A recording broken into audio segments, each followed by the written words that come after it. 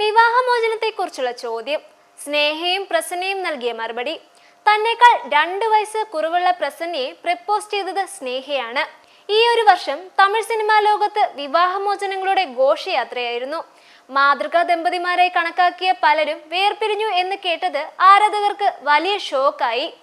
ജയൻ രവി ആർത്തി, ജി.വി. പ്രകാശ് സൈന്ധവി, എ.ആർ. റഹ്മാൻ സൈറ ബാനു എന്നിങ്ങനെ ഓരോ വിവാഹമോചനങ്ങളും ആരാധകരെ സംബന്ധിച്ച് വലിയ നിരാശയുള്ള വാർത്തയായിരുന്നു.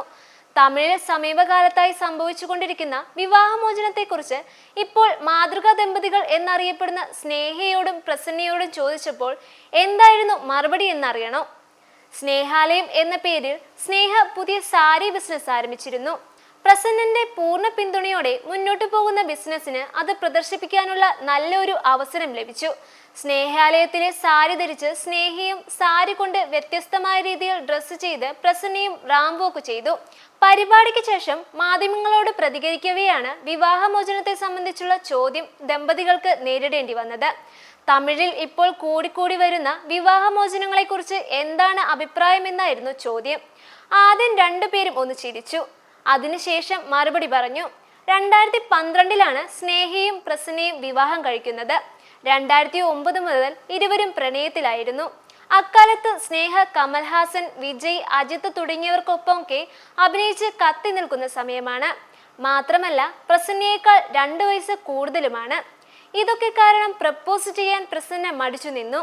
അവസാനം സ്നേഹ തന്നെയായിരുന്നു അത്രേ പ്രപ്പോസ് ചെയ്തത്.